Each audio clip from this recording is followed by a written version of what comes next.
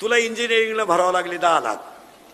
किती काढा बरं का हिशोब, शिकलेली पोरं. किती भरावं लागले तुम्हाला? 10 लाख. इंजिनियर पूर्ण व्हायला खर्च आला 10 लाख. पर वही पेन सगट.